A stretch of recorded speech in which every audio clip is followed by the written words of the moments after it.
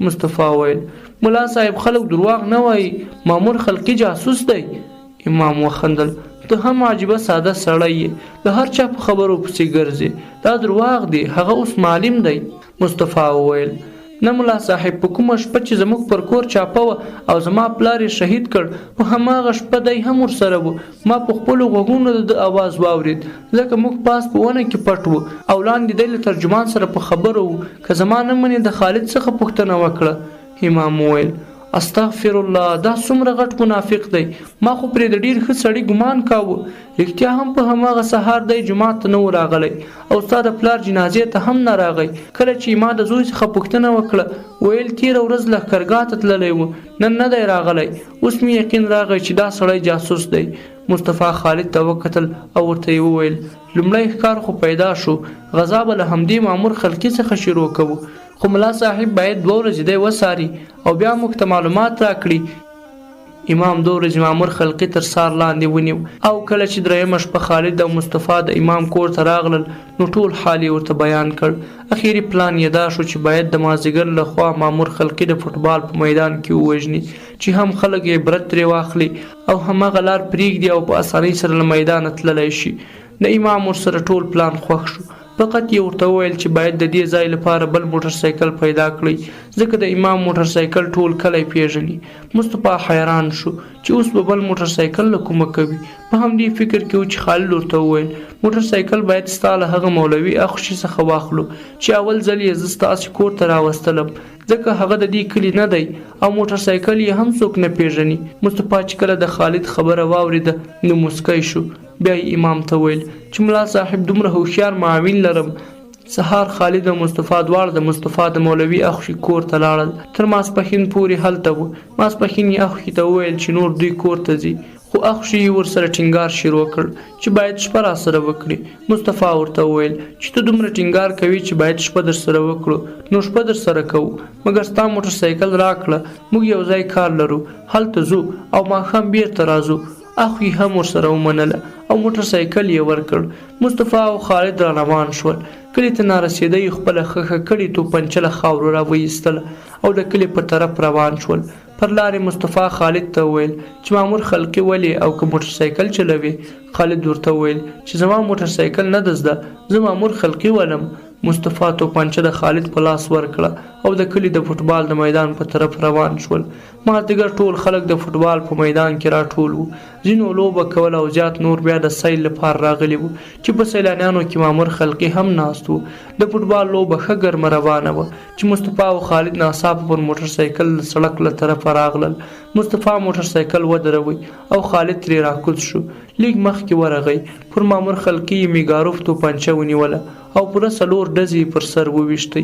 له ډزو سره مصطفی د موټر سایکل ریس کش کړ او د موټر سایکل اواز زیات لوړ شو. خلکو یوې خوا بلې خوا ته منډه کړه، خو خالد پرې چیغه کړه او ورته یې وویل یو هم د تېښتې هڅه ونه کړئ، هر سړی پر خپلو ځایونو ودرېږئ چې زه درته یو څو خبرې کوم او زما خبرې د زړه په غوږونو واورئ.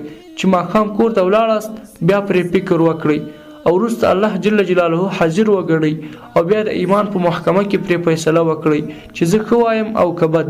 خالد خپلې خبرې په قهرجنه لهجه داسې شروع کړې: ای ځوانانو، تاسې په رښتیا د احمد شاه ابدالي بچیان یاست؟ آیا تاسې په رښتیا د غازي محمد اکبر خان زامن یاست؟ آیا تاسې په رښتیا د هغه کسانو زامن یاست چې چنګیز، ګورګین، روس او انګریز ته یې په څو ځله ماتې ورکړه؟ زه خو فکر کوم چې تاسې هغه نه یاست او یا مو ځان نه دی پیژندلی. تاسو خپل تاریخ مطالعه کړئ چې تاسو پلرونو له اشغال او غلامي سره څومره تضاد درلود. که تاریخ نشئ مطالعه کولی، لږ خو دې پورې هدیرې ته وګورئ چې ولې پر ځینو قبرونو رنګه بیرغونه رپېږي. تاسو خو مو له مشرانو پوښتنه وکړئ چې ولې اکثره یتیمان یاست؟ آیا خبر یاست چې ستاسو د اکثرو پلرونه د ازادۍ لپاره شهیدان شوي؟ خو نن سور کفر پر وطن راغلی، تاسو بېغمه ناست یاست، خپل فوټبال کوئ. د پروني روس او نننۍ امریکا هیڅ فرق نشته، دواړه کافران دي، دواړو پر مسلمانانو یرغل کړی. پرون روس د ټانک په زور راغلی و، نن امریکایان د B-52 په زور راغلي دي. هیڅوک په تاسو کې نشي کولای چې د روس او امریکا د اشغال ترمنځ فرق وکړي. نو چې وطن اشغال دی، جهاد داسې فرض عین دی لکه لمونځ. الله جل جلاله په قرآن کریم کې فرمایي: تاسې ته د جنگ امر شوی دی او هغه تاسې ته ناکاره دی.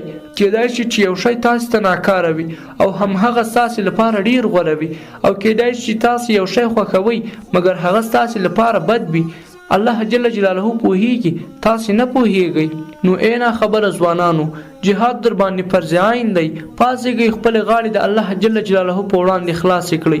له مرګه مه ډارېږئ، تاسې مؤمنان یاست. که په دې لاره کې ووژل شئ شهیدان یاست، چې د الله جل جلاله پر وړاندې تر ټولو غوره مرګ همدا دی. آیا تاسې به تر ورځ د قیامته ژوندي یاست؟ نه، زه درته قسم په الله جل جلاله کوم چې یو ورځ به ټول مړه کیږي. نو چې په دې باوري یاست چې یو ورځ مرو، نو بیا غوره نه ده چې په هماغه مرګ مړه شو چې پیغمبرانو یې تمنا او امید کړی. پیغمبرانو په هماغه مرګ پسې ارمان کړی وي.